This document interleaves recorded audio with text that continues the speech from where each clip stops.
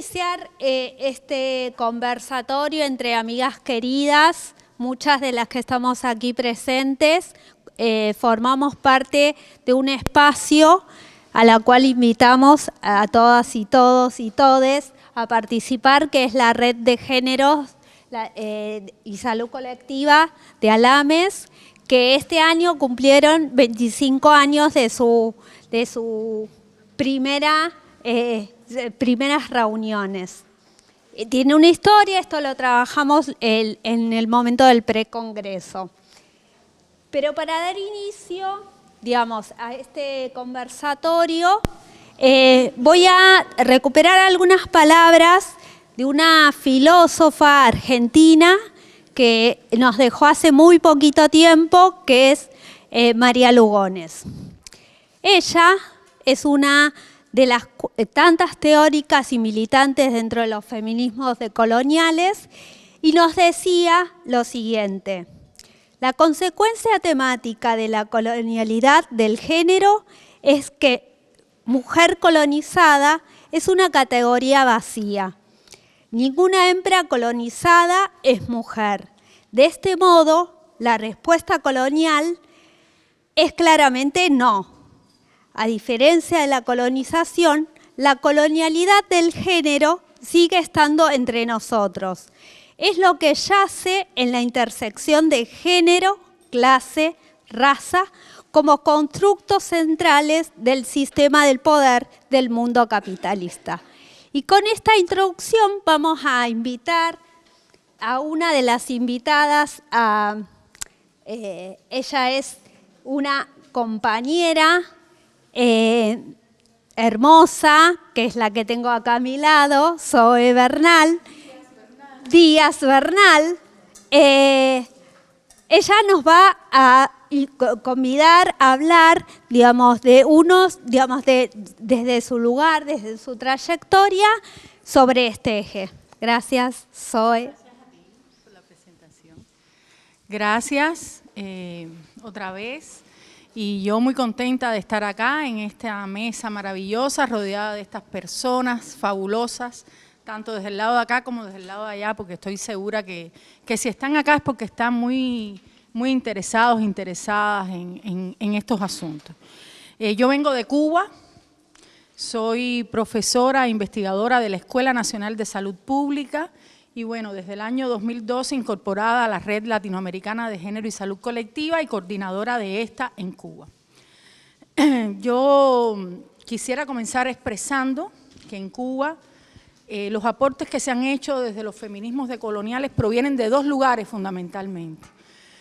Esos lugares han sido los feminismos negros, y voy a explicar por qué ese apellido, y los feminismos comunitarios.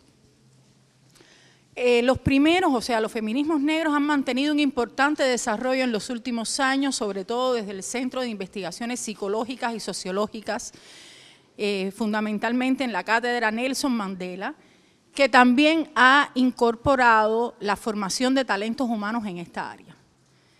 Los feminismos comunitarios, por su parte, en Cuba tienen una data mayor, o sea, surgieron casi con la Revolución Cubana, desde el mismo inicio de la Revolución Cubana, para las personas más jóvenes, 1959, y surgen en 1960, fundamentalmente representados por la Federación de Mujeres Cubanas. Organización en la que actualmente, y bueno, desde hace mucho tiempo, participa el 99.9% de las mujeres cubanas, a partir de los 14 años.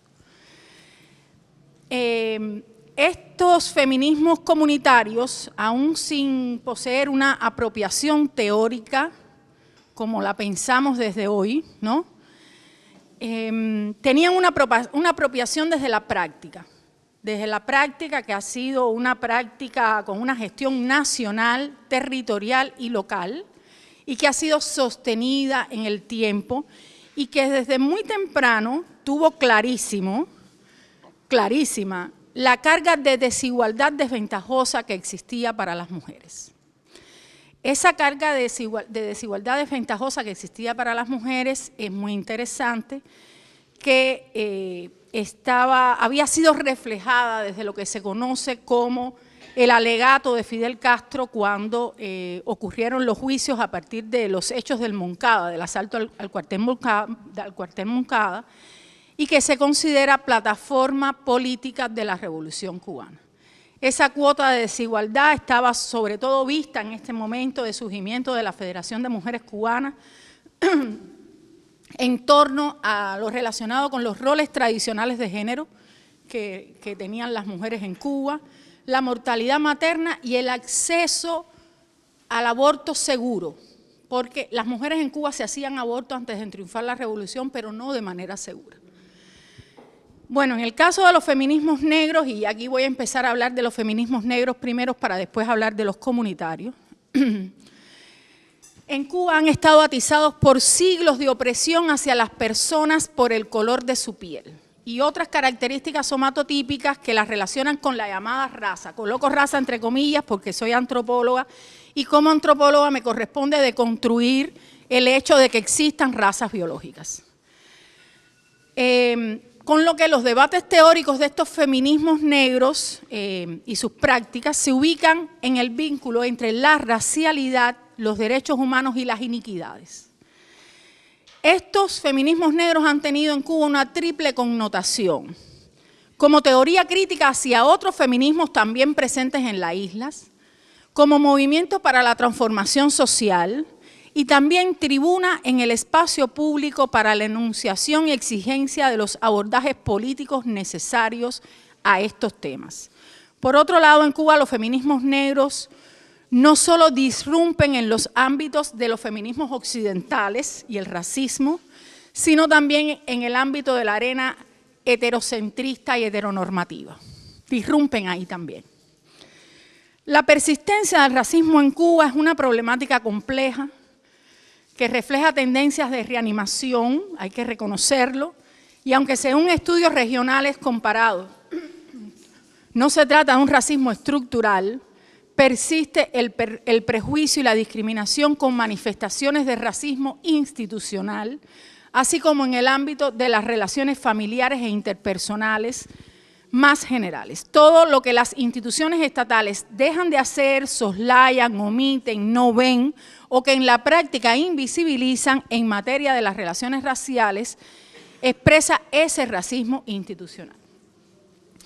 Por ejemplo, en el último censo de población y vivienda realizado en el país en el año 2012, hace un tiempo ya, continúa un decrecimiento, entre comillas, de la población negra.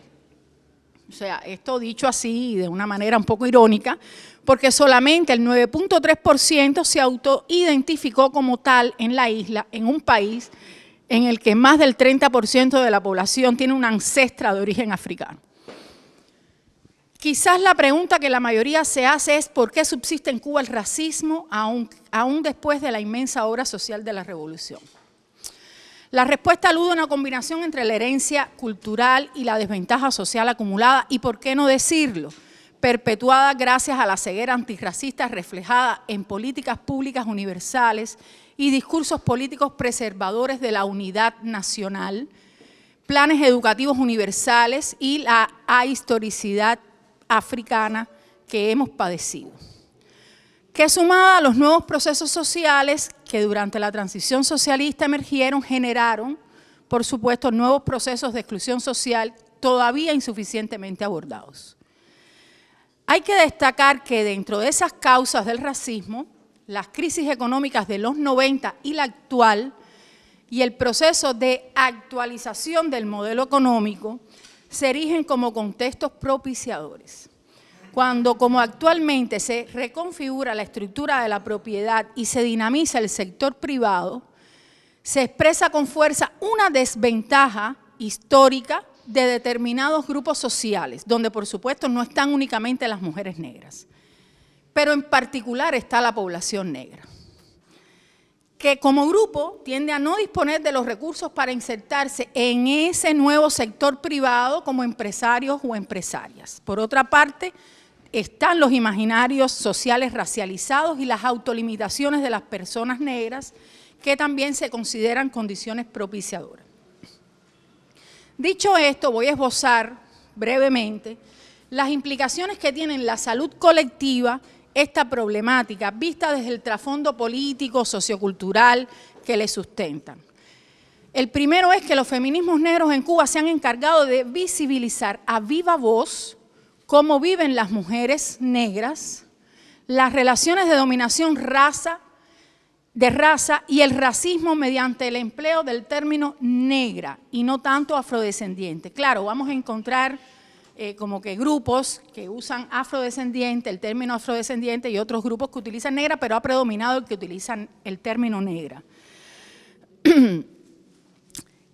¿Por qué? Porque el primero, el de negra, se ha entendido como etnónimo, primero asignado por siglos de dominación colonial, después asumido por la pegada. Cuando decimos la pegada estamos refiriéndonos al boxeo, ¿no?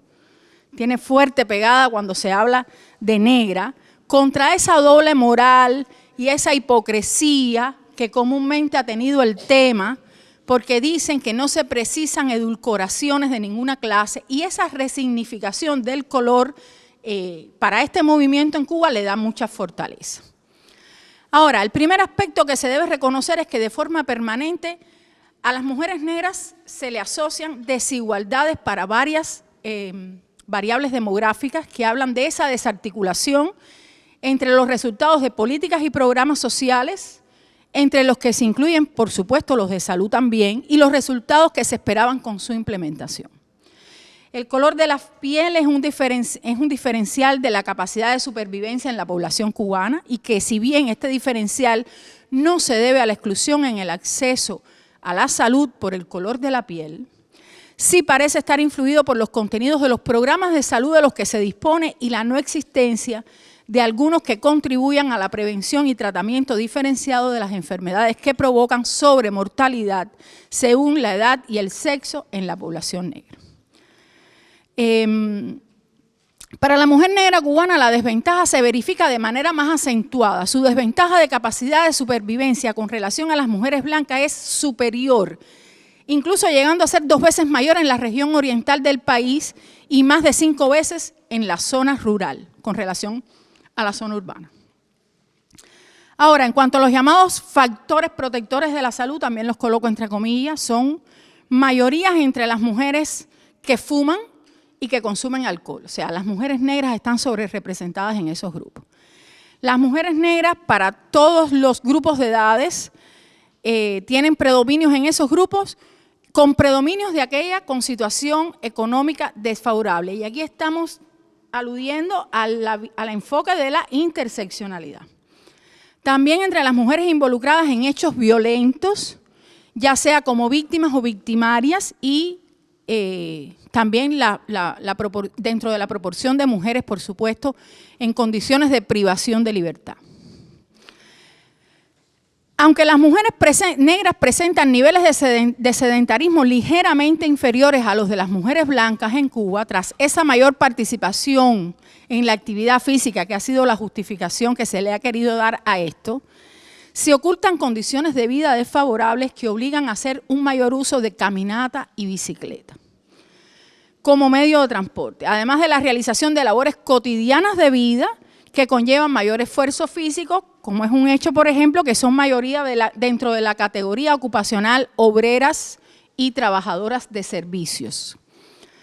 De acuerdo con los estudios hechos por Zavala y Espina, 2 investigadoras notables de nuestro contexto, la población negra acumula mayor vulneración en términos de pobreza, se encuentran sobrerepresentadas en el fracaso escolar y a nivel de las familias predominan las que tienen un tamaño superior al promedio nacional con jefatura femenina sin vínculo laboral. Sin dudas, estos aspectos se reflejan en la calidad de vida y su duración, con mayor impacto para las mujeres en sus roles tradicionales de género. Otros indicadores, disculpen,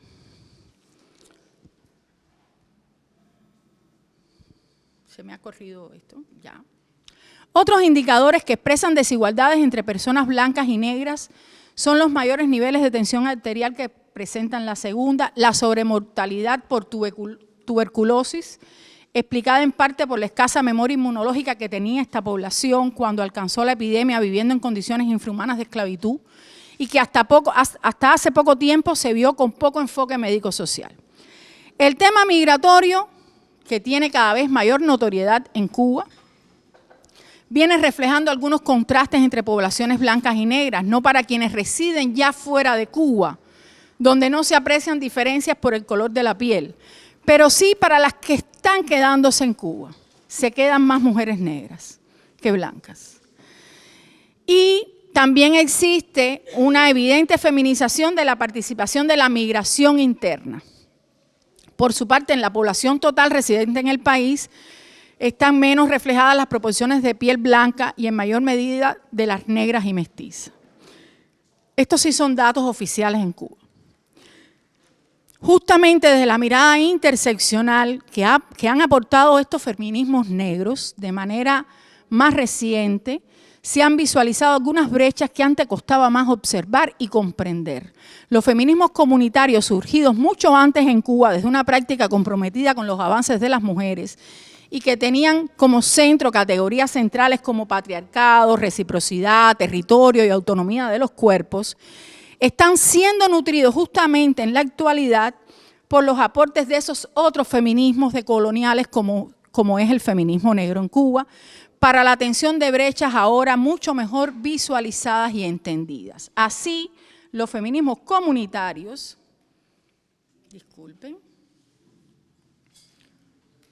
los feminismos comunitarios en Cuba han estado en el centro del diseño y evaluación de la implementación de políticas como, por ejemplo, el Programa de Adelanto de las Mujeres, recientemente respaldado por decreto presidencial en 2021. Y la aprobación de la Estrategia Integral de Prevención y Atención a la Violencia de Género y la Violencia en el Escenario Familiar, concebida para el periodo 2021-2030, aprobada también por Consejo de Ministros en Cuba en el año 2021. Otro ejemplo importante de ese empuje que ha tenido estos movimientos se ve en la creación reciente del Observatorio de Igualdad de Género en Cuba, lo cual es un sueño logrado. Recuerdo cuando participábamos hace unos años, Ada, en otros espacios de Alame, donde oíamos que varios países tenían sus observatorios de género y nosotros soñábamos con tener el nuestro, pues ya apareció el Observatorio de Igualdad de Género en Cuba, justamente por el empuje de estos feminismos comunitarios, lo cual ha sido un empuje no solamente desde ahí, sino desde la articulación que han logrado con instituciones cubanas de alto nivel, como es la Oficina Nacional de Estadísticas e Información. Los aportes de los feminismos comunitarios en Cuba en el campo de la salud colectiva han sido innumerables. Yo voy solamente a mencionar algunos. Se lograron hacer las campañas masivas de vacunación que permitieron tener inmunizada a la población cubana, toda la población cubana, contra 13 enfermedades, con participación de brigadistas sanitarias, todas mujeres que hacen parte de estos movimientos sociales, y esas mujeres además trabajaron con lo que tuvieron que ver con la prevención del VIH entre mujeres, con toda una práctica comprometida a nivel de los territorios, han hecho activismo social y comunitario para prevenir el cáncer de mama y en el apoyo a mujeres sobrevivientes y familiares, como en la integración social de dichas mujeres sobrevivientes de cáncer de mama. Han jugado un rol fundamental en la detención temprana del cáncer cervicuterino, que en Cuba ha tenido muchos desafíos y derroteros, sobre todo fundamentalmente para su diagnóstico oportuno. ¿Por qué? Porque era importante lograr que las mujeres, a pesar de la alta información que tenían, a pesar del alto nivel educacional que tenían, se incorporaran a la realización de la citología del cuello uterino. Pues aun cuando se trata de mujeres informadas, la mujer cubana y sobre todo la de edad mediana, tiene jerarquizado el cuidado familiar por encima del cuidado de sus cuerpos. Y eso ocupaba a estas mujeres, o sea, lograr que nos hiciéramos, y me incluyo, la prueba citológica era una ardua labor de estos feminismos comunitarios. También los feminismos comunitarios en Cuba han jugado un rol esencial en el seguimiento y apoyo a mujeres recluidas en centros penitenciarios y en la protección de su descendencia. También en la incorporación de las mujeres al empleo digno. Pero a pesar de todo el trabajo realizado, se siguen identificando brechas que tienen que ver todavía, por citar algunos ejemplos, con el empleo, con los roles de cuidado casi enteramente feminizados en Cuba, y por eso en este momento también están impulsando, junto con la Red Cubana de Cuidados y el Ministerio de Trabajo y Seguridad Social, están impulsando el Sistema Integral de Cuidado para la Vida, que es otra incidencia política que se está haciendo desde esos lugares. En otro sentido, la formulación de una política cubana en el campo de la cultura e identidad que nos define, y esto ya tiene más que ver con los feminismos negros, como cubanas y cubanos, anclada en la igualdad y la dignificación humana, tiene potencialidades para afrontar los desafíos planteados en cuanto a la discriminación racial en Cuba. En ese escenario, las transformaciones de activismo afrocubano y en especial el papel que vienen jugando en las mujeres negras, abren una nueva etapa que se define como oportunidad. La experiencia cubana en este campo debe resignificarse asumiendo nuevos códigos, acciones y actores sociales. Muchas gracias.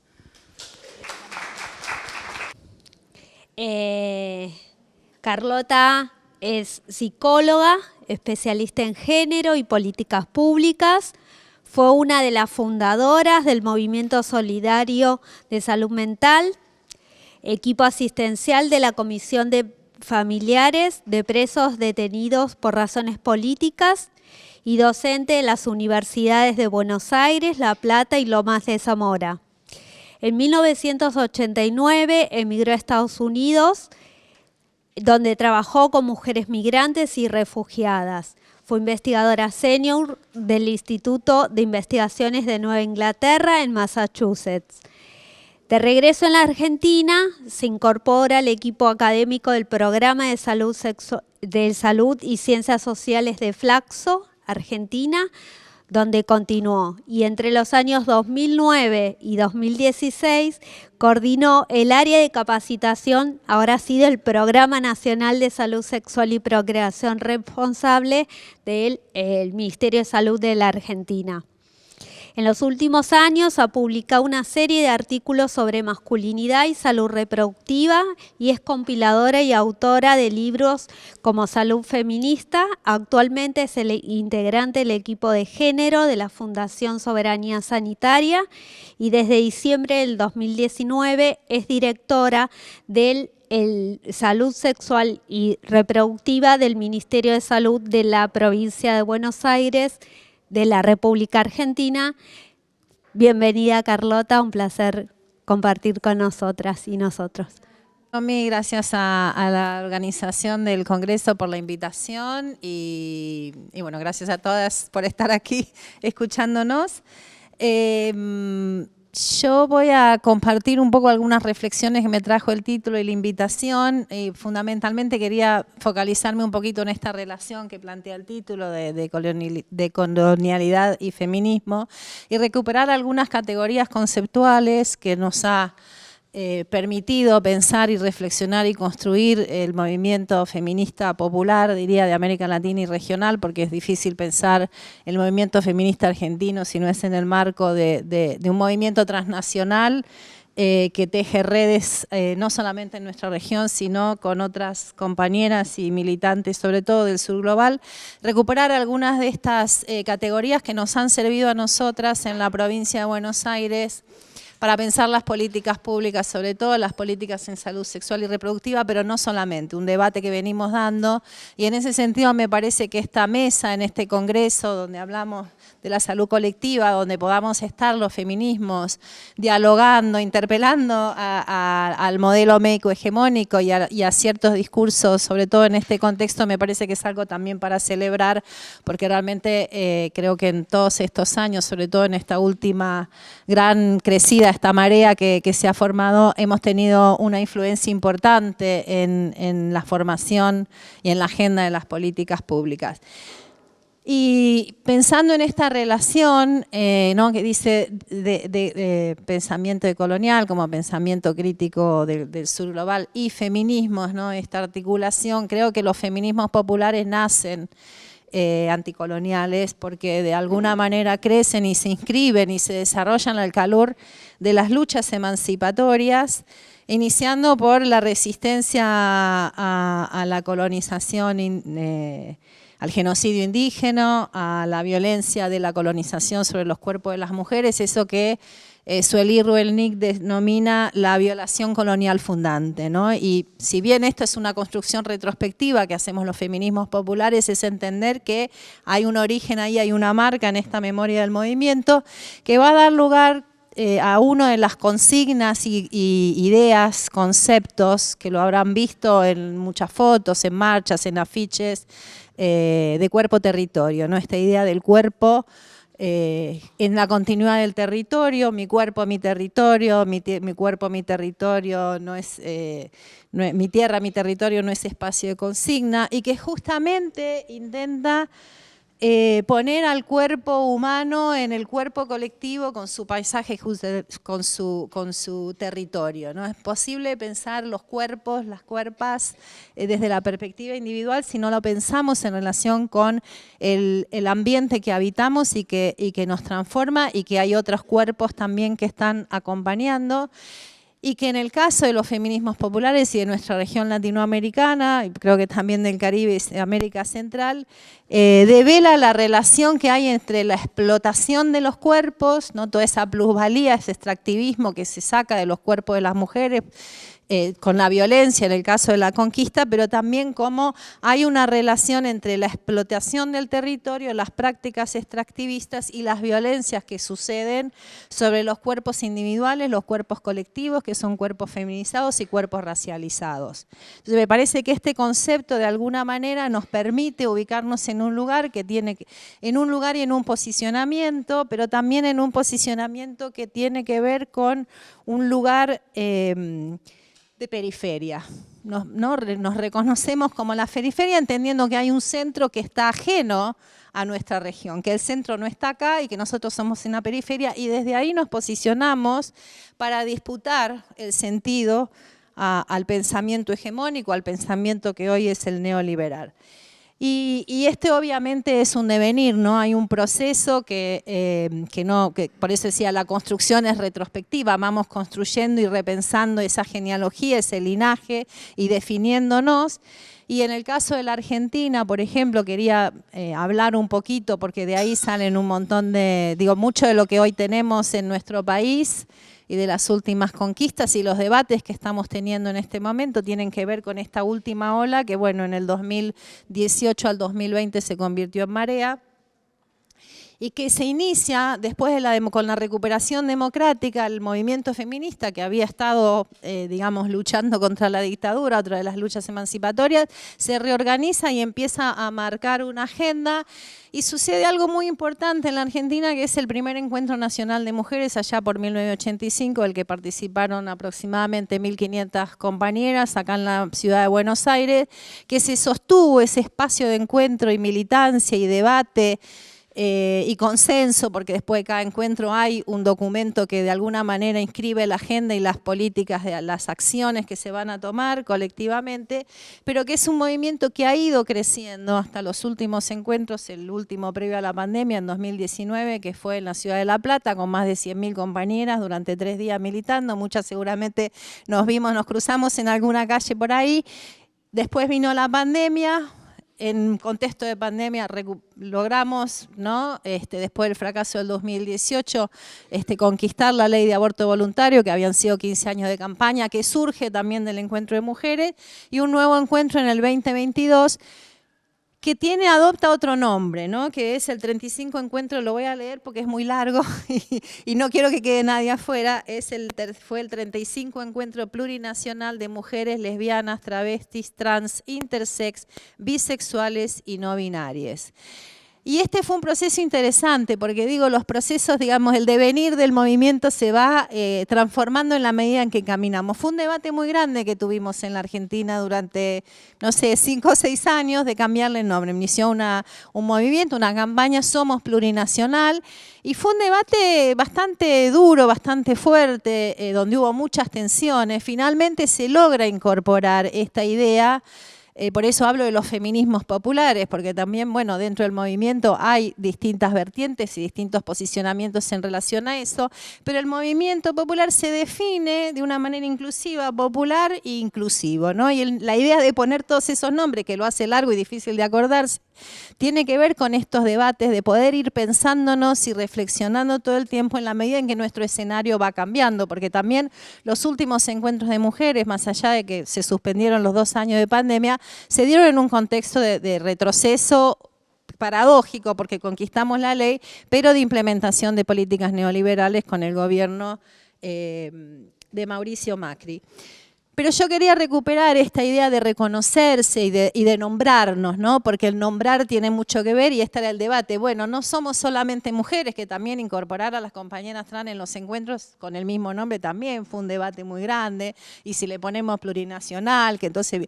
Bueno, creo que fue un debate muy rico, pero que nos hizo entender que justamente en esta heterogeneidad y diversidad de movimientos, ¿no? Donde se alojan los feminismos indígenas, las negras, los barrios populares, donde hay una cantidad y una multiplicidad de saberes que en esos 3 días de encuentro circulan y se van transformando a sí mismos en un proceso iterativo. Ahí está la potencia del movimiento, ¿no? Y yo diría, y no lo digo yo, en realidad estoy tomando una idea de Verónica Gag, una compañera militante, fundadora de Ni Una Menos, que habla de la potencia feminista como una teoría alternativa de poder y también como la afirmación de un poder de otro tipo. La invención común, lo voy a leer textualmente porque me parece que es muy clarificador, la invención común contra la expropiación, el disfrute colectivo contra la privatización y la ampliación de lo que deseamos como posible aquí y ahora. Y creo que esta potencia y esta capacidad de transformar y de tener claramente dado hacia dónde vamos y cuál es el horizonte es lo que nos hace peligrosas y por eso lo que vemos es que los movimientos neoliberales y las extremas derechas que se están formando apuntan justamente a los feminismos, los transfeminismos, el colectivo de la diversidad. Acá estamos en campaña electoral y lo que dice, digamos, la oposición, que es el sector de derecha concentrado, es, bueno, los más de derecha, lo primero que vamos a hacer es eliminar el Ministerio de las Mujeres y las Diversidades. Entonces, creo que también por qué se instalan las luchas por la defensa del ambiente y las luchas feministas, que en general hay una relación también, porque es lo que claramente estos movimientos que están creciendo de derecha y extrema derecha identifican como el principal enemigo, porque hablan de eso, vamos a destruir, la ideología de género apuntan justamente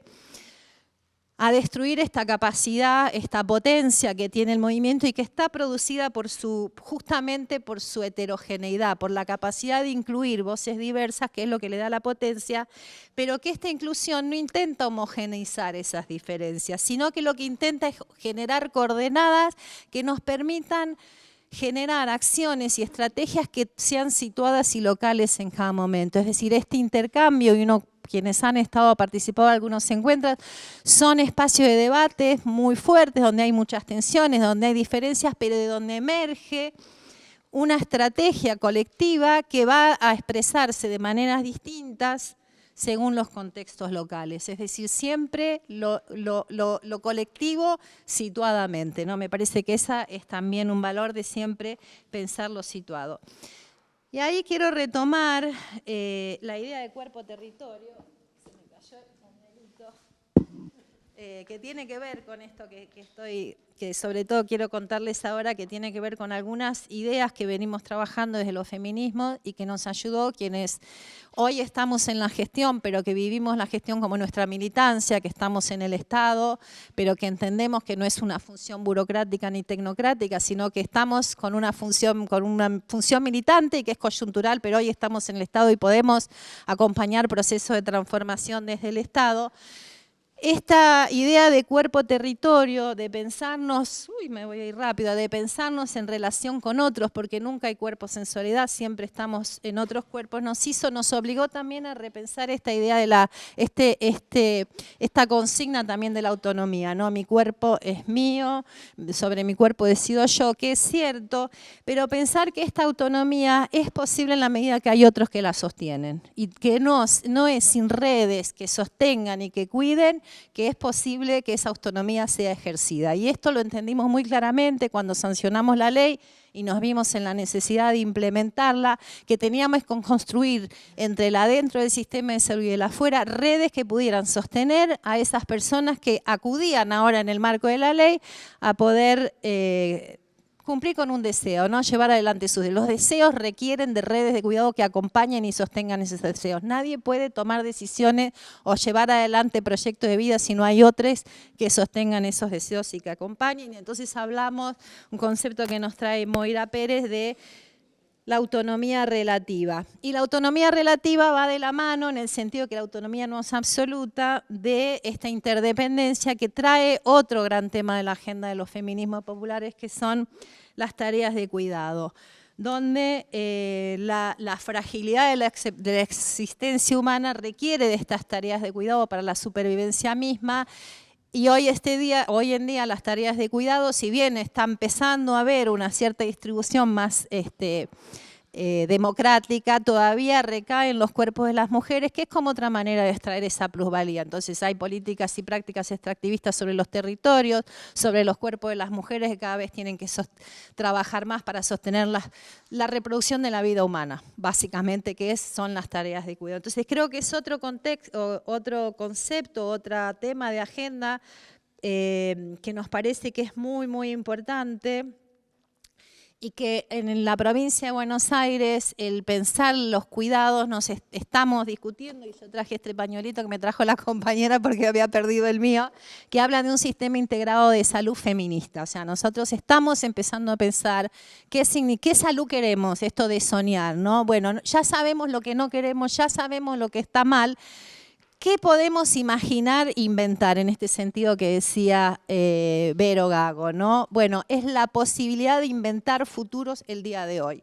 Entonces creo que, y lo vimos mucho con el aborto, ¿no? La importancia de las políticas de cuidado, que son políticas que ha habido muchas experiencias, sobre todo en territorio de pandemia, donde la vida en los territorios, en los ámbitos populares se sostuvo con la solidaridad, disputando sentido a la salud. Y entonces hoy estamos pensando más que en la atención de la salud, estamos pensando en un sistema no de atención de la salud, que en general lo que hacemos es gestionar la enfermedad, sino en un sistema de salud integrado a un sistema de cuidados, donde estamos empezando a pensar la atención y la organización del sistema y el modelo de atención más en líneas de cuidado que en especialidades, que es lo que tenemos hoy, que lo que hace es reducir de alguna manera el cuerpo y ¿no?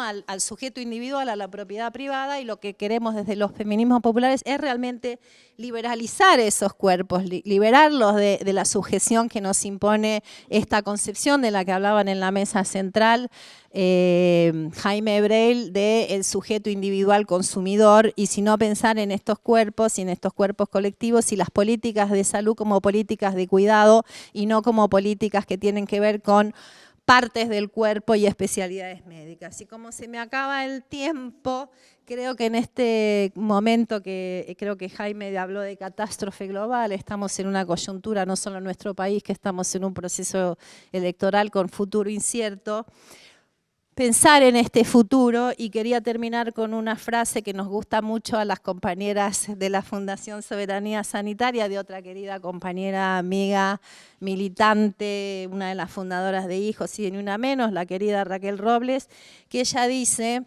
vencer no es un lugar en el futuro, vencer es una ética, la de intentar todos los días, de cualquier manera, siempre. Muchas gracias. Los tiempos solicitados por la coordinación. Bueno, ahora vamos a invitar a la palabra de otra compañera, María Gabriela Pombo. Ella es feminista, trabajadora de la salud, licenciada en Trabajo Social, entiendo, de esta casa de estudios en donde estamos, a la cual agradecemos enormemente al haber facilitado las instalaciones de esta facultad.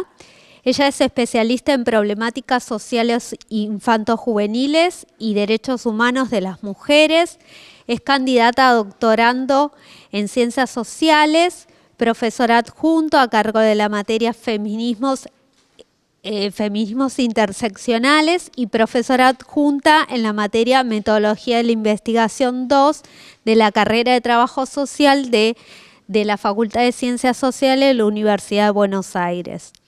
Jefa de Trabajos Prácticos en la materia Sociología de la Salud dentro del Departamento de Enfermería y Deportes de la Universidad Nacional de José C. Paz. Es coordinadora general de la Residencia y Concurrencia de Trabajo Social de la Ciudad Autónoma de Buenos Aires, docente de posgrado, consultora para organismos nacionales e internacionales en temas de género, violencias, migraciones y salud. Gracias, Gabriela, por estar presente. Buenas tardes, muchas gracias por la invitación. Es una alegría para mí estar acá como parte de la carrera de Trabajo Social de esta casa. Bueno, quería compartir con ustedes algunas ideas que venimos pensando en función de la articulación entre feminismos y salud desde un punto de vista singular que tiene que ver con mi lugar de trabajadora de la salud. Desde hace más de 20 años trabajo en distintos espacios en el Ministerio de Salud del Gobierno de la Ciudad de Buenos Aires. Voy a tomar como punto de partida la metáfora del matrimonio mal avenido del clásico ensayo de Heidi Hartman que usa ella para pensar la relación entre feminismo y marxismo, porque tengo la sensación de que quizás al pensar la articulación feminismo-salud estamos incurriendo en el mismo error que Hartman, en el sentido de que estamos pensando el problema en términos fragmentados y duales. Es decir, que lo que me inquieta es que quizás todos los esfuerzos de las feministas que estamos en el campo de la salud por colocar una perspectiva de género, una perspectiva de diversidad, una perspectiva decolonial, no sean como intentos que reproducen la idea de que para cimentar la articulación entre feminismo y salud es necesario fundar una teoría feminista de la salud que iguale el peso de esta teoría fundada en esa racionalidad biomédica, ¿no? Es decir, que me parece que a veces aceptando el lugar de subalternidad que tenemos en el campo de la salud, aceptando la histórica tendencia del modelo médico hegemónico a ser refractario a perspectivas críticas y entre ellas a los feminismos, nuestro intento de colarnos en el campo reproduce esta idea de legitimar el canon académico, ¿no? Y de producir conocimientos y de tratar de equiparar ese peso, ¿no? Como dejando por fuera temas, metodologías y formas de producción de conocimiento que no son las legitimadas por la agenda académica. Y ahí me estoy refiriendo con esto a la subalternidad de los feminismos decoloniales, interseccionales, populares y todos estos feminismos que tienen una capacidad articulatoria enorme dentro de los feminismos que estamos pensando en la salud, ¿no? Como esta doble subalternidad. Entonces, pensaba como tomar tres interrogantes como para pensar esto. Primero, preguntarnos cuáles fueron los intentos de los feminismos por reparar ese infeliz matrimonio entre feminismos y salud. Luego, preguntarnos en qué medida esos intentos no siguen reproduciendo esta lógica fragmentadora y dualista. Y en tercer lugar, pensar quizás algunas pistas o preguntarnos cómo es posible ligar feminismos y salud centrándonos en una noción de la salud que esté articulada con los procesos de reproducción social y la sostenibilidad de la vida. Bien, en primer lugar, y rápido, porque quizás es algo que todos aquí tenemos como en claro, pero ¿cómo se ha intentado desde el feminismo como ligar feminismo y salud?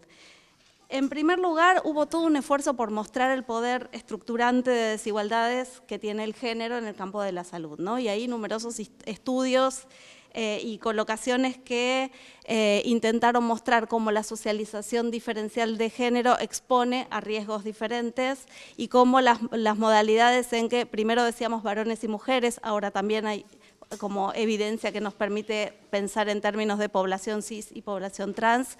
Bueno, como el hecho de estar de un lado o del otro condiciona la manera en que detectamos síntomas, subjetivamos malestares, transitamos enfermedades, tomamos decisiones sobre el cuidado de nuestra salud y cómo ahí hay fuertes desigualdades que muestran improntas de género. También otra colocación en el campo de los feminismos ha sido entender las condiciones de trabajo desde los equipos de salud desde una mirada feminista. Y ahí todos los hallazgos respecto a los procesos de feminización de la medicina y de feminización de los trabajos de salud, entendidos en términos paralelos a los procesos de proletarización de las profesiones liberales y de la precarización de las condiciones de trabajo de los equipos de salud. Y luego también distintas colocaciones, sobre todo de los feminismos decoloniales e interseccionales, que nos permiten pensar también las violencias dentro de los equipos de salud, no solo en claves de género, sino también con una mirada intercultural y que ponga foco en las corporalidades racializadas y etnizadas que también habitan nuestros equipos de salud. Porque muchas veces en salud, cuando decimos, bueno, mirada intercultural, en general el otro está abyectado del lado de los pacientes, ¿no? Nos cuesta, sobre todo en nuestro contexto, con el amplio peso de la migración regional y cómo esa migración nutre los equipos de salud, nos está costando incluir esa clave como clave de lectura para pensar las violencias dentro de los equipos. Por otro lado, también, bueno, los feminismos han sido fundamentales en mostrar cómo las prácticas de atención están atravesadas por sesgos de género y por sesgos racistas. Podemos pensar toda una línea de discusión de cómo las políticas sanitarias han reproducido un ideal de familia, han sobrecargado las tareas de cuidado de las mujeres. Podemos pensar también distintas contribuciones que nos ayuden a entender cómo en lo que hacemos día a día en nuestras prácticas de atención operamos filtrados por esta matriz cis heterosexista y colonial, ¿no? Pensar, por ejemplo, todas las prácticas de patologización y medicalización de los malestares de las mujeres y sobre todo de las situaciones de violencia de género, que es un tema que nos está preocupando ampliamente respecto a cómo lo estamos abordando desde los equipos de salud. En síntesis, podríamos decir que los feminismos han logrado incomodar como lo más constitutivo de esta racionalidad biomédica. Han situado, como sabemos, que el sujeto tácito de la biomedicina, el sujeto implícito, es un sujeto varón, diría el feminismo hegemónico, varón blanco, van a decir los feminismos más decoloniales e interseccionales, que eso ha tenido improntas sustantivas en lo que ha implicado, digamos, el hecho de que las enfermedades se estudien en varones, las tecnologías y los medicamentos se prueben en varones, que las cuestiones de salud prevalentes de las mujeres hayan sido desjerarquizadas. Bueno, sabemos que esto va como a contrapelo y es paradójico con el hecho de que tempranamente la política sanitaria asumió una fuerte impronta materno-infantil, es decir, colocó a las mujeres en el lugar de objeto, cosificó sus cuerpos y fue conquistando distintos procesos vitales. Podemos pensar el embarazo, el parto, la menopausia, y cómo, bueno, esta objetualización y como confronta con el hecho de que este sujeto prioritario de la medicina sea el varón. También todo el cuestionamiento respecto a la construcción esencializada y naturalizada de la diferencia sexual que tiene la medicina ha sido una contribución de distintos feminismos, quizás particularmente de los feminismos queer. Quienes trabajamos en salud sabemos que la diferencia varón-mujer es estructuradora de un montón de cosas. Podemos pensar desde cuestiones arquitectónicas como las salas y los baños, y sabemos que cuando viene una persona trans y hay que internarla, ¿no?, alarma a dónde la ponemos, dicho, por supuesto, entre comillas, ¿no? Digo, bueno, desde la estructura edilicia podemos pensar los sistemas de registro y las dificultades para contener a las diversidades sexogenéricas en esas formas hegemónicas de registro que tenemos, y podemos pensar también incluso en la tipificación de algunas enfermedades por sexo, una tipificación sumamente naturalizada que seguimos usando. Los varones tal enfermedad la atraviesan de tal modo, las mujeres de tal otro, y que muchas veces se filtra también en otros planteos que se suponen más avanzados que hablan de perfiles diferenciales de morbimortalidad por género, ¿sí? Que con ese nombre bonito por detrás siguen incurriendo en estas esencializaciones. Ahora bien, ¿en qué medida todas estas colocaciones feministas en el campo han incurrido en procesos de fragmentación y han reproducido lógicas binarias? En primer lugar, me parece que esta pérdida de la capacidad articulatoria de estos otros feminismos más subalternos emplaza en un contexto que tiene una fuerte impronta fragmentadora, ¿no? En un sistema capitalista que, como sabemos, fragmenta economía, política, producción, reproducción de la vida, ámbito público, ámbito privado, en una forma de construcción de conocimiento hegemónica que también es parcelada, ¿sí? Que también sectoriza aspectos de la vida social y, si pensamos en el campo de la salud, una forma de construir la corporalidad que también fragmenta a las personas desde nichos corporales. Y también a veces algunas perspectivas que también habitan el campo de la salud que intentan superar esta hiperespecialidad corporal biomédica y que hablan de una perspectiva biopsicosocial y que siguen operando en términos fragmentadores. Y una política sanitaria que dialoga con otras políticas sociales también construidas sectorialmente, ¿sí? Y ahí vemos que las personas que atraviesan distintos problemas sociales tienen que golpear distintas puertas para exponer fragmentos de sus problemas en las distintas oficinas de la burocracia estatal. También podríamos pensar fragmentaciones en términos de las perspectivas de intervención, ¿sí? Equipos que dicen tenemos perspectiva de derechos humanos, equipos que trabajan con perspectiva intercultural, otros con perspectiva de género, y cuesta pensar, articular sinergias de perspectivas. Y finalmente, un último aspecto contextual de la fragmentación tiene que ver con la fragmentación de la clase trabajadora en el campo de la salud y las dificultades de muchos de quienes somos trabajadores de la salud para reconocer nuestra inscripción de clase y para ver en ese punto nuestros aspectos en común con las poblaciones que atendemos, ¿no? con la clase trabajadora. En ese contexto de amplia fragmentación, también creo que los feminismos reproducen algunas fragmentaciones al pensar la salud.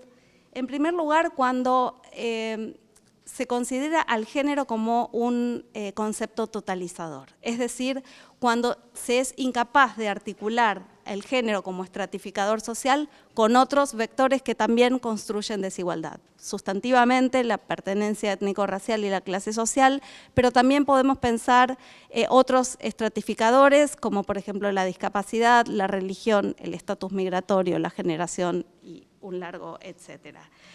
Digo, cuando los feminismos nos metemos en el campo de la salud y hablamos del género reproduciendo esta idea de la salud de las mujeres, sin estallar esa categoría mujer, sin poder develar la heterogeneidad constitutiva de esa colectiva de mujeres o, en su caso, del colectivo de la disidencia sexogenérica, estamos reproduciendo una noción ahistórica del patriarcado, ¿sí? Como si el patriarcado nos subalternizara a todas las mujeres por igual, a todas las disidencias por igual. Creo que ahí hay una operatoria fragmentadora que tenemos que ponerle algún tope.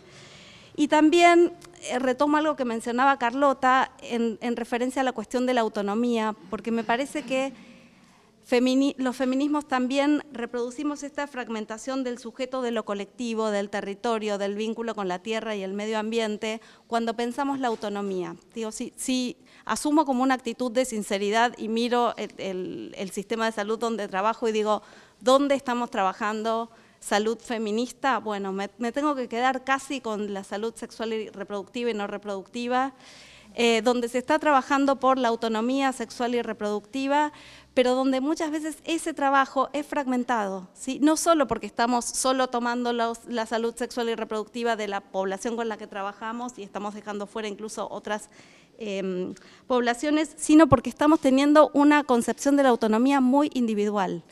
Y eso me parece que es algo en lo que, tal como vos ya te súper expandiste, hay que empezar a intervenir. Y finalmente, la cuestión de la separación de la salud de los procesos de reproducción social. Creo que, aunque decimos que atendemos mirando las condiciones de vida, estamos dejando de politizar el tema, estamos dejando de tener una mirada estructural. Yo trabajo en un centro de salud en el Bajo Flores y algo que me preocupa significativamente es cómo la financiarización de la vida, el endeudamiento de las mujeres está siendo la forma en la que se sostiene la salud.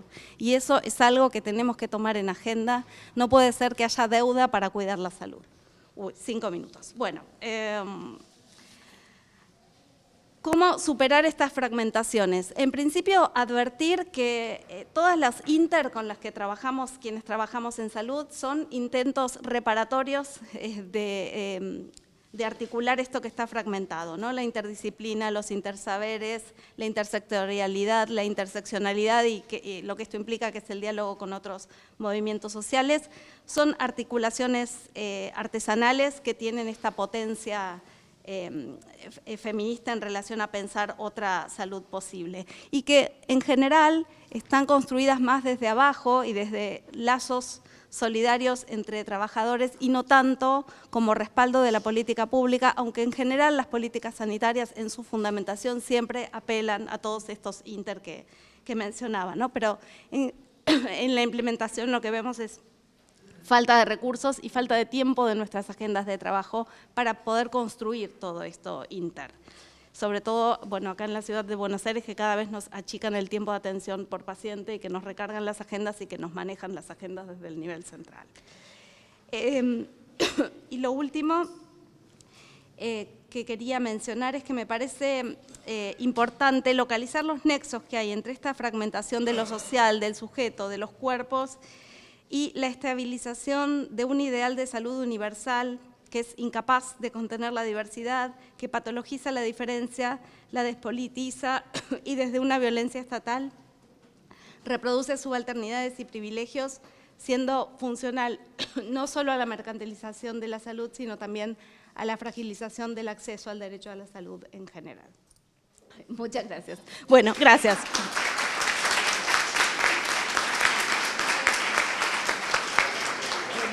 La voz a una amiga, hermana, que la pude conocer recién hace poquito, Sarita, Sara Janet Fernández Moreno. Ella es colombiana. ¿No te quieres presentar tú, Sara? Dale, te doy lugar. Ella va a hacer una presentación. Si quieres, te ubicas aquí. Aquí, sí, aquí está, de aquí. Hola, buenas tardes. Buenas tardes. Estamos despiertos, qué bueno. Estoy feliz. Ay, ¿qué? De aquí, no, aquí. Ella ahí. Zoematic. Bueno, estoy feliz de estar acá. Como ven, son 25 años de tejer tercamente, toscamente. Y hemos madurado, Adita, hemos crecido un montón. Empezamos primero superando aquella dicotomía de salud de las mujeres y las mujeres como algo exótico, como y existen. Y luego tratar de incursionar en la categoría de género y construirla y constituirla como eje diferencial, como entrada para superar esa hegemonía de pensamiento. Y después, y gracias a nuestros alumnos y movimientos, y un pie afuera y un pie adentro, empezamos a identificar todas esas diversidades que nos representan y que representamos. Entonces tenemos muchas camisetas, todas las camisetas, y nos las vamos poniendo y quitando de acuerdo al momento de la coyuntura que precisa de nuestra presencia o de nuestra cuerpa. Entonces, no, esa. Cierra esa la puede cerrar. Eso, sí, ahí está. Bueno, entonces, Sí estamos aquí felizmente en esta versión de Congreso. Ya aprendimos además por sugerencias de nuestras compañeras que tenemos que dispersarnos temáticamente para que en todas las mesas haga una mirada violeta de muchos colores y de muchas disidencias para dejar de pensar hegemónicamente los conocimientos en las áreas en las cuales nos fragmentamos. Y ahí también tenemos que entender para nuestros próximos congresos de Alames de no fragmentar las áreas, sino de estar transversalizadas presentes, incomodando y revolviendo un poco y sacudiendo el crisol de la bipolaridad y del binarismo. Eso es súper importante, entonces bienvenido el desorden. Sigamos. Miren, yo sigamos. Es que quería rendir también tributo a esa imagen bellísima, integradora, de que soy porque somos enraizado, acuerpado en territorio, en espíritu, pero también en planeta. Quien se piense aislada está perdida, totalmente. Entonces sí, yo soy una mujer, activista, académica, feminista colombiana, estoy defensora del derecho a la educación y a la salud como obligación y garantía del Estado del cual somos parte todas, todos, todes, y al cual le podemos reclamar precisamente que son derechos fundamentales, irrenunciables, universales, gratuitos y garantizados por el Estado y jamás nunca por el mercado. Y, por supuesto, estoy en el exilio involuntario y soy sobreviviente de crímenes de Estado. Pero aquí estoy viva, activa, jodiendo, porque calladita no me veo más bonita. Como ven, adelante. Sí. Pues, me honra la mesa, me honra sumar generaciones, edades, canas, tiempos y luchas para poder hablar de tanta cosa en tan poquito tiempo. Pero tengo la fortuna de acompañar procesos de formación que me abren cada vez más los ojos y me desacomodan. Cuando ya estoy muy cómoda, encuentro otro estudiante, otro trabajo, otra investigación y otra invitación colectiva que me desordena, que también aplaudo. Como dice una amiga, no somos republicanos. Yo publico lo mismo para que nadie lea. Yo camino, acompaño los procesos colectivos y mi escritura es verbal, oral y actuada y acuerpada. No soy de la capitalismo del conocimiento, renuncié hace mucho rato al código de barras y estoy con el cognitariado unido en la lógica que tú y que tú nos invitan a producir con y hacer con otros. Eso es súper importante. No es solamente lo indexado, que lo indexado nos jode y lo indexado reduce la labor de la universidad pública y del conocimiento que debe ser transformador y colectivo. Sigamos.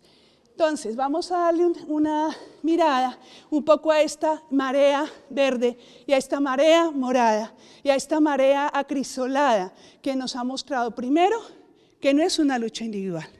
Segundo, que el territorio se expande. Tercero, que el planeta lo exige. Y cuarto, que el que piense que localmente sin actuar globalmente también está perdido. Son luchas globales y ojalá todo el mundo se colorice y todo el mundo se sacuda, porque quien piense que solamente la tragedia es allí está totalmente desconectado de posibilidades de solidaridad y de fortaleza.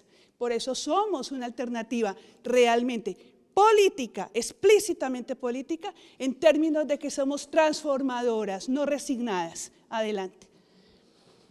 Entonces, ¿qué tenemos en la formación del personal del área sociosanitaria y médico-social?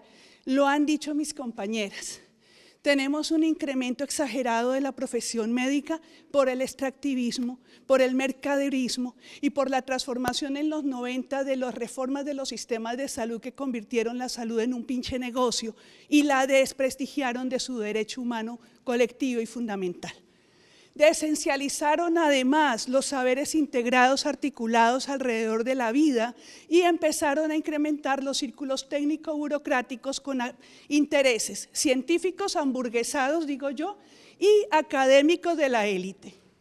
El establishment médico hegemónico industrial se sofisticó y lo vimos con vergüenza y con indignación en la pandemia, con el mercado de la salud y de la vida de las personas, acaparando 3 países las dosis que hubieran podido proveer la primera dosis al mundo entero y condenando a países a no tener el acceso y casi podemos decir el privilegio a una sola vacuna cuando las vacunas debían ser de propiedad nacional, gratuita para la población global sin exclusión, ¿no? Eso también hay que denunciarlo. Y otro, un lenguaje técnico, médico, científico para hacer incomunicable e imposible e intraducible la apropiación del cuerpo y de mi propia salud para mi propio cuidado. Está en chino si me hablan en un lenguaje que yo no entiendo, ¿no? Y luego la mentalidad científica reducida a causa, efecto, diagnóstico, pronóstico, tratamiento. Y le incorporaríamos con el mercado de la salud, los seguros, las pólizas, los itinerarios burocráticos de la muerte. Y tendríamos aquí monopolio de provisión de tratamientos para aspectos de poder que minimizan otras traducciones en desigualdad social y que nos alejan cada vez más de la posibilidad del goce pleno de la vida. Y eso se hizo, el costo de atención en salud, la salud nuestra se va. Colombianos comen muy mal, comen mucho arroz, mucha plátano, mucho papa, mucho carbohidrato. Y las personas que me dicen eso, comen un montón de proteínas químicas súper carísimas y se meten unas pepas de este tamaño porque ahí están equilibrando los minerales que el cuerpo necesita. Prefiero mi guatita con arroz, platanito y papita. Eso es soberanía alimentaria. Nadie me va a decir a mí qué coños voy a comer, porque la comida nos hace felices. Todo. También en la sofisticación de la atención médica, volvemos a ver otro crimen que debía ser denunciado a gritos y que acabo de constatar con una funcionaria del Servicio de Salud del Estado de Baja California Norte. 90% de las cesáreas no son necesarias, no lo son. Y las razones que encontraron dentro del sistema, tengo que terminar turno, ay qué pereza esperar la dilatación. Y llegan las mujeres comprando el paquete del parto responsable, la respiración, del deseo, que la dilatación, que disfrute, que tal. Y llegan, no, a la camilla. En media hora tengo que salir de turno. Entonces, ¿cuál humanización del parto si llegamos al servicio y hay que liberar el turno del señor? La mayoría, señor, ¿no? Entonces, 90% de las cesáreas no son necesarias. Y primeros partos de primerizas, está prohibida la fisiotomía. No tiene por qué hacerse. También es innecesaria. Y están haciéndolo para primeros partos incluso de mujeres menores de 20 años, con implicaciones graves, efectos posteriores que afectan su vida sexual, su vida reproductiva, pero también su calidad de vida en general, porque compromete todos los tejidos bajos. Es un corte que compromete el ano, toda la función fisiológica y queda una incapacidad importante de la cual después no se pueden recuperar en corto tiempo. Quiero hacer esa denuncia pública y hacerle eco a la denuncia de la funcionaria porque me parece inadmisible que eso esté pasando porque se arruina también el derecho al placer, al orgasmo y al disfrute de una vida plena. Y que tener un hijo no signifique perder la vida, perder el placer y el derecho al disfrute del cuerpo. Y por supuesto, la ineficacia, la iatrogenia médica, el dolo, la imprudencia, la incapacidad, la ignorancia del cuerpo médico es impresionante. Le preguntas algo que no tenga que ver con su área específica de especialidad. Cuando intentamos que los protocolos de prevención de violencias actúen en el cuerpo médico, dice, no, a mí la fractura, a mí el trauma, a mí la cirugía, a mí el tejido, a mí de eso no me hable. Eso hay otras personas para que hagan eso. Y son el primer sitio donde se llega a la detección temprana de riesgos de violencias recurrentes y potencial de riesgo feminicida, lo que en el feminismo logramos trabajar como mortalidad feminicida. Entonces tenemos estudios que hemos hecho juiciosamente, revisando cédulas individuales y se vuelve una crónica de una muerte anunciada. Y vamos a las entrevistas a familiares en las autopsias verbales y familiares. Ya sabíamos, sí, tarde o temprano, así iba a pasar.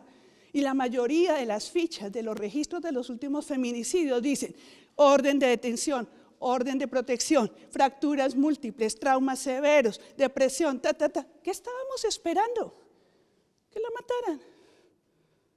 Entonces, ojo con eso también, porque ese es un llamado a equipos completos de salud, de conexión entre servicios y de capacidad de comprender, como dice Susan Sontag, el dolor de los demás. Sigamos.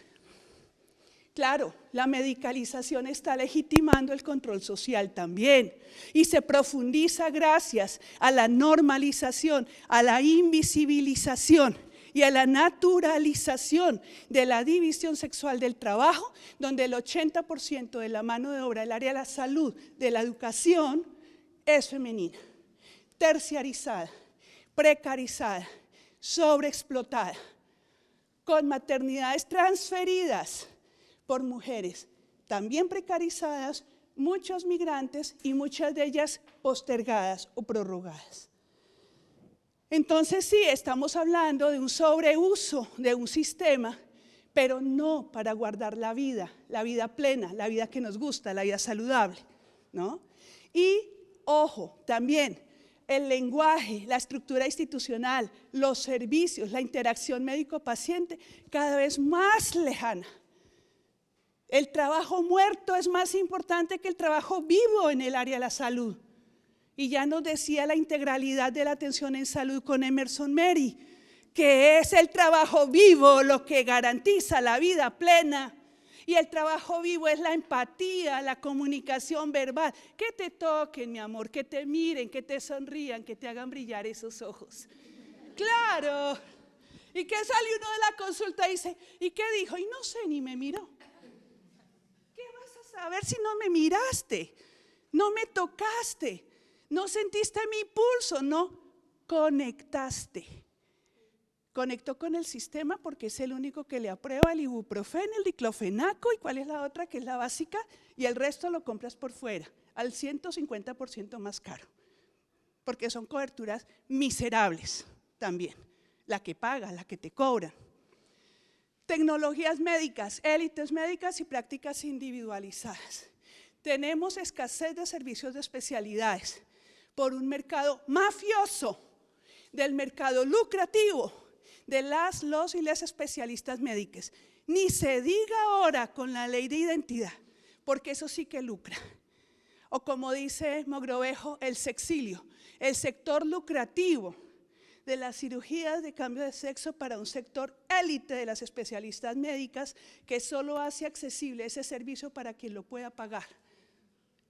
Y entonces también la identidad tiene determinantes desiguales, tiene determinantes totalmente polarizadores porque no todo el mundo puede acceder, ¿sí? Aparte de que, claro, ponen la disforia de género como una patologización de registro cuando el sistema es público. Cuando es privado, ahí no hay ninguna disforia. Si puede pagar, usted puede hacerse lo que quiera.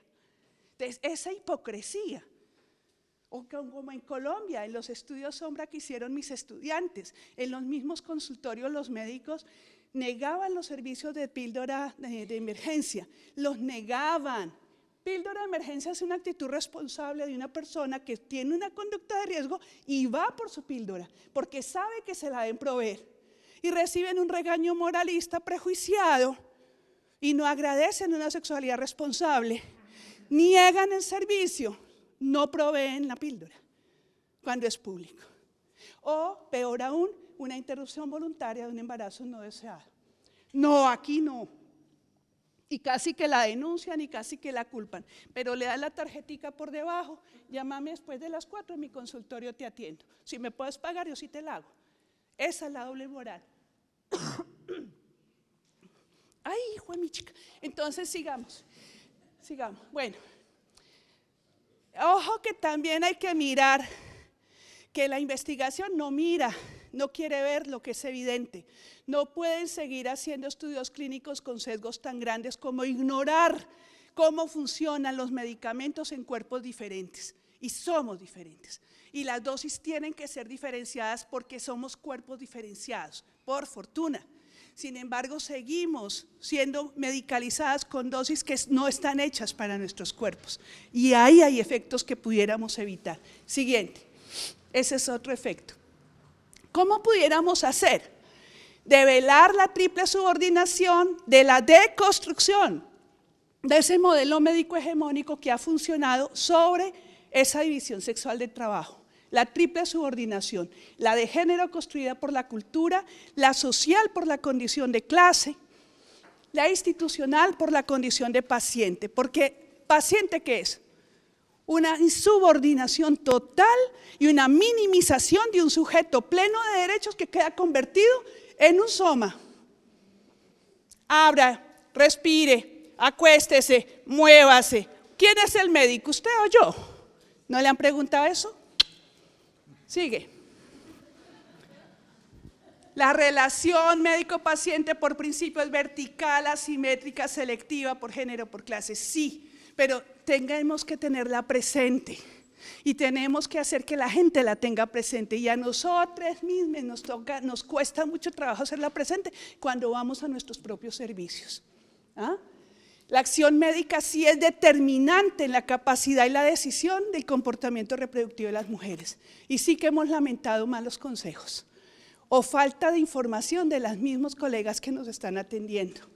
La institucionalización, ojo, es un reto, porque trabajar adentro, lo que decías, de la puerta para adentro, los problemas que hay de la puerta para adentro, el entender la problemática de los y les trabajadores de la salud hacia adentro, es otro mundo. Es una caja de Pandora aquello. Autoritario, violentísimo, jerárquico, vertical, desigual, profundamente. Ese enclave médico, tecnológico y farmacéutico, ojo, ya no lo dijo Jaime, tiene dimensiones transnacionales. Transnacionales con ánimo de lucro que no le importa tu salud, no le importa tu cuerpo. Entonces, bueno, ya vamos a la decolonialidad porque se acabó el tiempo. Claro que queremos superar el primer trazador como género para complejizar la lectura con la categoría que nos dice Rita Laura de consubstancial también, ir a las intersecciones, ir a complejizar la relación y la lectura compleja por todas las diferentes propiedades según raza, género, clase, como ya mis compañeras lo dijeron. Siguiente. Ojo, que también tenemos, que es un trabajo pesado, es que la complejidad también abruma a veces. La violencia epistémica como conjunto de prácticas científicas, disciplinares, cognitivas, que invisibilizan el aporte de otros saberes, otras cuerpos que nos están diciendo y discutiendo y relativizando y cuestionando el conocimiento que nosotros dizque sabíamos. Qué bueno no saber, qué bueno no saber, para seguir buscando. Hay una invisibilización enorme de género, orientación sexual, étnica, etaria y de nacionalidad en la producción de conocimiento. Sigamos que se acabó el tiempo. Sigamos. Entonces, hay muchas relaciones implícitas en esa expropiación de saber, en ese extractivismo académico y en esa falta de conexión y de escucha de la diferencia. Sigamos. Claro que hay un acto de discriminación permanente incluso en la producción del conocimiento. Miremos esta epistemóloga que nos dice, miren ustedes cómo podemos empezar a cuestionar modelos supuestamente universales de conocimiento que no han superado la visión binaria, el dicotomismo sexual, el doble parámetro, el deber ser, el familismo, el mujerismo académico, el esencialismo, para seguir reproduciendo la funcionalidad. Entonces, si mucho llegamos a sexualizar la estadística, pero no llegamos a la complejidad y la cualidad de la estadística, o de plano, insensibilidad total a la dimensión, que es, y más grave, sobregeneralización y sobreespecificación, que Zoe nos decía lo que implica. Dar por universal lo que no es universal. Siguiente. Entonces sí, rindo tributo a María también, con la colonialidad del ser, del poder y del saber. Un trípode de la colonialidad que debe ser reflexionado permanentemente y que nos hace también despatriarcalizar como un horizonte posible la formación universitaria, la parcialidad consciente, el asunto de no somos neutrales. No, la neutralidad no es posible ahí. Hay que situar, hay que nombrar, hay que historizar, hay que acuerpar, hay que rodear de contexto. La participación activa en movimientos y luchas y no desde espectadores, desde afuera. La opción por el cambio y la transformación, la concientización con una metodología, Carlota, como tú dices, problematizadora, crítica.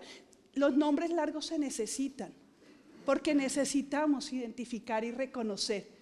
La historia de las mujeres debe ser apropiada para leerla en muchas historias, muchas.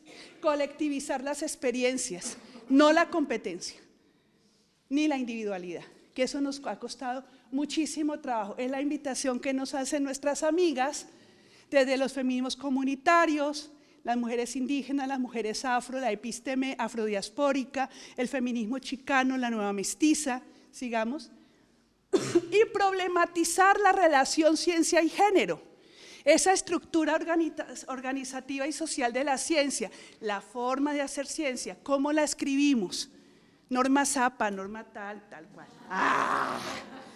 Mira, también podemos jugar con el texto centrado. También podemos creosolar, también podemos rayar, también podemos cartografiar, también podemos mapear, tatuar y perforar, porque esas son otras formas de resituar el significado del saber en mí y en otros.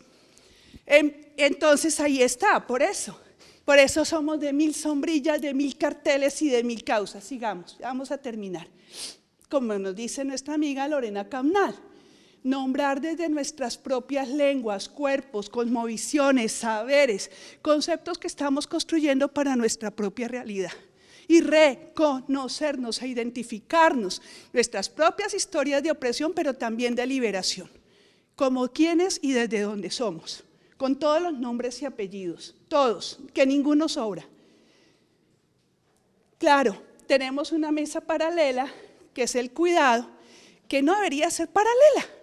El cuidado, no, el cuidado es una categoría política del feminismo, en muchos feminismos por muchas formas de cuidado.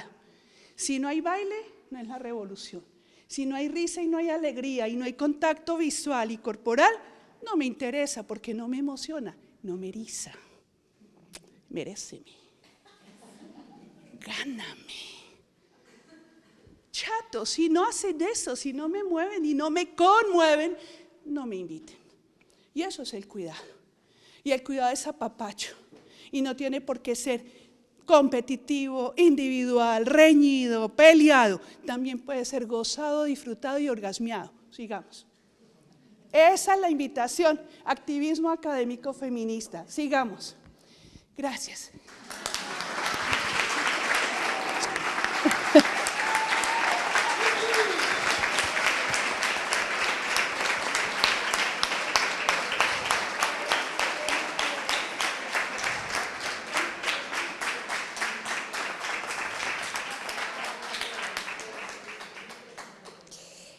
Bueno, mientras vamos poniendo la exposición de la única expositora, les vamos a compartir mediante las redes la participación de un compañero hermano de la República Plurinacional de Bolivia, que no pudo estar presente porque hubo un cambio en las direcciones del Ministerio de Salud de ese país en no autorizar a los funcionarios que forman parte en viajar a ningún punto por un cambio en el ministerio.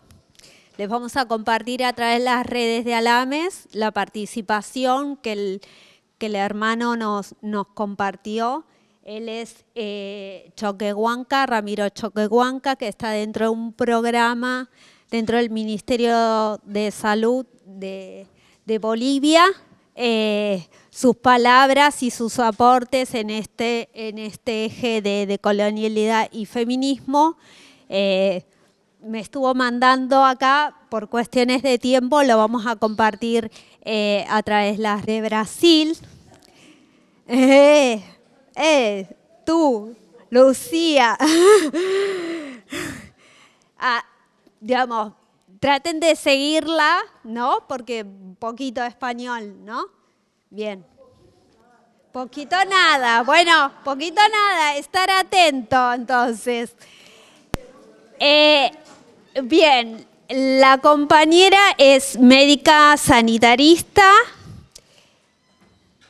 del Departamento de Derechos Humanos en Salud y Diversidad Cultural de la Escuela Nacional de Salud Pública, Sergio Arauca de Fundación Osvaldo Cruz de la Fiocruz, posgraduada en Medicina en la Universidad Federal de Río de Janeiro, especialista en Salud Pública por la Escuela Nacional de la Fiocruz también, maestrando en Salud Colectiva por la Universidad Federal de Río de Janeiro y doctorada en Ciencias en Salud Pública por la Escuela de Salud Pública de la Fiocruz y expresidenta de las CEBES. Actualmente es jefa de asesores de participación social y diversidad del Ministerio de Salud de Brasil. Lucía, toda tu presentación, ahora te escucharemos tus palabras. Comunidades brasileiras, nas favelas, e era um sonho, porque imaginávamos que naquela casa de parto poderiam estar nascendo com música, acolhidos por toda aquela comunidade, seres humanos que estariam sendo recebidos com amor, com carinho, com alegria. Isso era a construção prática de uma sociedade do bem viver. E fomos violentamente impedidos pelos médicos, que não admitiram as casas de parto. Das 9 que nós pretendíamos colocar no Rio de Janeiro, apenas uma sobrou, e não pública. Foi por um convênio em Realengo, numa área popular do Rio de Janeiro. Ela é uma maravilha, a casa de parto, porque vai toda a família, é uma verdadeira comemoração. Cada nascimento é uma comemoração. Enfim, vamos chegar lá um dia, e espero que o mais breve possível, né?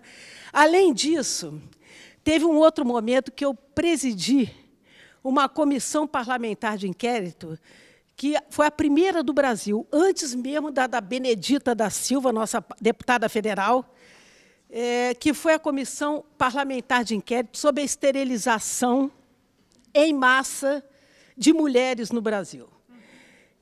Nós tínhamos fizemos essa CPI, e 2 depoimentos foram muito importantes. Um de uma demógrafa chamada Elza Bercourt. Ela dizia que, quando você tem planejamento familiar, você tem uma pluralidade de métodos contraceptivos sendo usados. Quando você tem uma concentração em um ou 2, isso significa um controle populacional ostensivo. Eu vou falar isso porque a vice-presidenta americana, a Kamala Harris, ela falou uma semana atrás que é necessário fazer um controle da população mundial. Eu disse, só se ela quiser matar as pessoas, porque a taxa de fecundidade no mundo ela vem caindo. Ela, inclusive, em vários países europeus, tem um conceito da implosão demográfica, não de explosão demográfica. Por que eu estou dizendo isso? Lá naquela altura, nós víamos que isso que Sara comentou, do extrativismo no corpo da mulher. Estou com dificuldade por causa da língua. mas a gente percebia que o planejamento, que a esterilização, ela realmente foi uma política, embora não oficial no Brasil, ela foi uma política oficiosa, sustentada por muitos recursos de fora do Brasil, e ela foi de norte a sul, de leste a oeste, em todos os pequenos municípios brasileiros, e em menos de 2 décadas, a taxa de fecundidade da mulher brasileira caiu para metade. Não, mas não era planejamento familiar e não tinha nada disso. Outro exemplo, só para conversar um pouco com o que Sara expôs, era a questão de um artefato, de uma esterilização química, que era um medicamento chamado Norplant. Esse medicamento ele foi desenvolvido por um médico brasileiro, Ana Costa se lembra bem, Elcimar Coutinho, e eu era parlamentar na época, e fizemos e Elcimar odiava mulher. Fiz um debate com ele na UFRJ, e ele dizia, mulher não tem que ter menstruação, útero é um problema, e não sei, eu disse assim, Elcimar, você odeia mulher, tu não gostas de mulher. E essa situação é muito expressiva do que Sara comentou aqui. Eu estou colocando esses exemplos porque nós, naquele momento, na Assembleia do Rio de Janeiro, criamos algo novo, chamado Relatório de Impacto sobre a Saúde da Mulher, análogo ao Relatório de Impacto sobre o Ambiente, o RIMA, Relatório de Impacto sobre o Meio Ambiente. Era o RISMO. Esse RISMO que a gente fez lá era exatamente por aquilo que Sara colocou numa das últimas lâminas dela, que era por que só as mulheres são objeto desse tipo de ação, né? Então, eu estou colocando esse quase que como uma contação de caso, digamos assim, mas é muito feroz essa. E o outro exemplo foi essa violência com relação ao parto e ao nascimento. No Brasil, mais de 90% dos partos, principalmente no privado, elas são cesarianas. Não há nenhum motivo, é uma verdadeira epidemia de cesarianas, o que não tem nenhuma razão de ser esse tipo de intervenção cirúrgica. Ao contrário do que eu falei, que parto e nascimento é uma celebração da vida e não um ato médico. Bom, dito isso, porque eu me lembrei disso por conta da Sara, que eu gostei muito dessa sua trazer essa questão, né? Mas vamos começar, porque eu, como não falo espanhol, eu trouxe uma apresentação, que é uma apresentação, quase que um vídeo, para que a gente possa dialogar melhor, e em cima de 2 feministas, né? A Angela Davis e a Françoise Verger, que são 2 feministas que estão trabalhando muito com a questão da violência e a questão da questão do brutalismo, até atualizando e dialogando também com Achille Mbembe, que, além da necropolítica, tem esse outro livro dele espetacular sobre a questão do brutalismo. E, nesse momento desse macrocontexto global, está dando para entender? Sim. Desse macrocontexto global, de um enorme desafio para todos nós, trouxe aqui uma pequena reflexão sobre os caminhos para o bem viver e que de onde partimos, né? Aí não sei quem está manejando. Tem um vídeo aí. Ele pode ir? Tem um vídeo.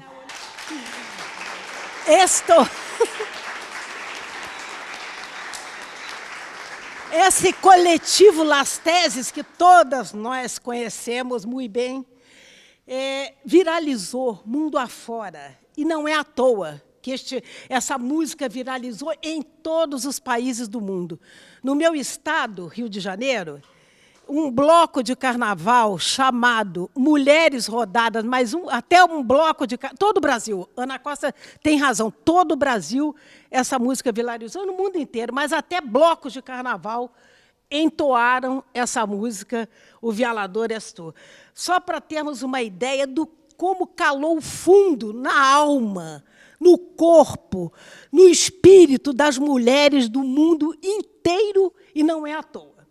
Então, prosseguindo a nossa pequena fala aí, isso é um pouco, o violador é tu, o Estado violador, é a doutrina do choque, como chama Naomi Klein, o capitalismo do desastre, e aí trouxe algo também de nossa Latinoamérica, a violência do capitalismo, a violência que fez essa bombardeio do Palácio de la Moneda. Isso é muito expressivo, como além da ditadura, do golpe, o bombardeio do Palácio de la Moneda com o presidente Allende lá dentro, e que naquele espaço de direitos humanos do Chile, né, o Museu dos Direitos, não sei o nome, o Museu de la Memória do Chile, há uma fala do Allende, logo no início, que ele diz: sei que vou morrer daqui a 1 minuto, mas estou fazendo essa fala para que vocês saibam, as gerações futuras, do que é capaz a brutalidade do capitalismo. Eu estou colocando isso porque a América Latina e o mundo vive o tempo inteiro algo que é feroz. Nós estamos diante de uma ferocidade, de um brutalismo que se expressa na fome, pode seguir. A FAO coloca a quantidade de pessoas... Hein? Pode prosseguir. Me ajuda aí, Paula Amarante, Ana Costa, meus companheiros de SEBS brasileiros. O capitalismo do desastre é isso, bombardeio lá na Palestina, crianças, o deslocamento dos migrantes, famílias inteiras, mulheres, aquela questão, a fotinho lá são os estupros. E hoje saiu uma notícia no Brasil que em 2022 aumentou de uma maneira impressionante os estupros, e de cada 10 mulheres, 6 têm menos de 13 anos. É algo assustador. Mas é esse o tamanho do problema. É esse o tamanho do problema. Ali em cima, as catástrofes sanitárias que nós estamos vendo, e abaixo a catástrofe ambiental. Expressões de uma única coisa, que é esse capitalismo do desastre, da brutalidade, do estupro, de tudo isso. Podemos seguir. Essa autora, essa moça aí, que eu achei muito interessante, que ela diz que esse paradigma dos negócios dominante, ele faz pessoas bacanas, bonitas, simpáticas, virarem psicopatas, verdadeiros psicopatas. E é isso que nós estamos, a psicopatia econômica. Pode seguir.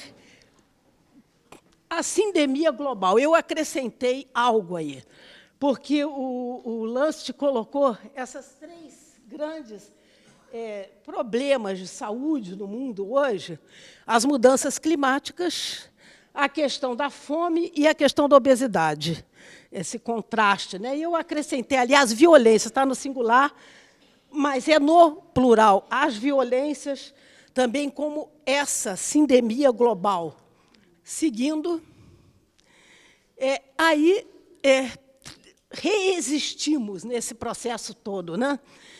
Estamos familiarizados com essas imagens todas, elas são próximas do nosso dia a dia. As mães da Praça de Maio, que são mães e avós de todas nós da América Latina. Alexandra Kollontai, que já colocava lá atrás a importância da luta política, né? Eu não vou traduzir para espanhol, porque não tenho capacidade para tal. E ali em cima, a luta de vocês na Argentina pelo aborto legal. Hein? Nem empresa, nem assim, a luta global, somos nós. E que, aliás, uma nota que esse ano, na 17ª Conferência Nacional de Saúde do Brasil, pela primeira vez em todas as anteriores, conseguimos aprovar, isso não é na sociedade brasileira, mas conseguimos aprovar na 17ª o aborto legal, a legalização do aborto, porque já temos a lei do aborto legal, que é frente a estupros e risco de vida para as mães, né? Mas nem isso o patriarcado quer, né? Porque essa indecência no Brasil, teve um caso, há pouco tempo atrás, de uma jovem garota, uma criança, de pequena, menos de... Quantos anos tinha? 11 anos, do Espírito Santo, que foi estuprada, e eles tiveram a cara de pau, entendeu? Na época do governo do genocida, da ministra Damares, querer cercar aquela criança de 10 anos para impedi-la de realizar o aborto legal. Houve, por conta da rede feminista brasileira, tiraram ela do Espírito Santo e ela fez o aborto legal, como manda a lei brasileira, né? Hein? Em Recife. Aí, as nossas trilhas... Tem um anterior, como era o anterior? Que eu não... Essa daí é uma mulher... sim. Trilhas para o Bem Viver, 5 minutos. Prossegue. Volta ali na Trilhas para o Bem Viver, por favor. Anterior? É porque aí nós temos assim... Não, posterior. Esse... É porque algumas coisas, a cidade tem que ser de todos. As nossas cidades não são de todos. Imagens que mostram aquele momento lá daquelas povos originários, né, no meio da floresta amazônica, os cultos afro-brasileiros que são totalmente desrespeitados, muitas vezes, e o movimento Sem Terra brasileiro, que é espetacular, trazendo a ideia da comida de verdade no campo e na cidade. Seguindo... comida de verdade. Sem veneno. Prosseguindo, trilhas para o bem viver, porque são trilhas, né? Nós estamos o tempo inteiro em trilhas, em pequenas caminhadinhas, mas que são vitais para todos nós. E aí pego para homenagear a minha companheira, Sara, para homenagear Francia Marques, que diz... Leia você. Vivir sabroso no es vivir con plata. Vivir sabroso es vivir sin miedos. Nuestra vicepresidenta negra, ambientalista, defensora de los derechos humanos, Francia Marques. Prossiga, por favor, rapidamente. Não, registrar nossas mulheres, não é, Ana Costa? Não, volta, por favor. Ali tem a Francia Marques, mas eu queria registrar a mudança que a gente tem que valorizar no mundo. Nossa ministra da Saúde, a primeira mulher ministra da Saúde do Brasil, a nossa ministra Nízia Trindade. Marina Silva, nossa ministra do Meio Ambiente. A ministra dos Povos Originários, Sônia Guajajara. As nossas ministras ali da Cultura, Margarete Menezes, e a irmã de Marielle Franco, que é hoje ministra da Igualdade Racial no Brasil, Aniele Franco. Isso é uma conquista para o povo brasileiro. Entre las piernas, medias palavras mordidas me forre de la boca, vagos desejos insinuam esperanças. Eu, mulher, em rios rojos, inauguro la vida em barra voz. Violento los tímpanos del mundo, antevejo, antecipo, antes vivo, antes, ahora, lo que ha de vir. Yo, mujer, matriz, yo, força motriz, yo, mujer, abrigo de la semente, moto contínuo del mundo.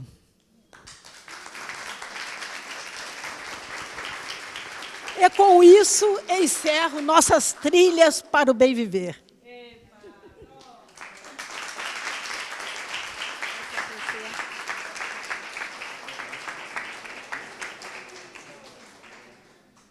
Bueno, nos quedan unos minutitos para preguntas, intervenciones, reflexiones, porque seguimos con las otras actividades. ¿Querés aproximarte acá? En realidad es debido a la intervención que apareció el violador eres tú, que se cantó mucho en la revuelta popular que hubo en Chile el 2019.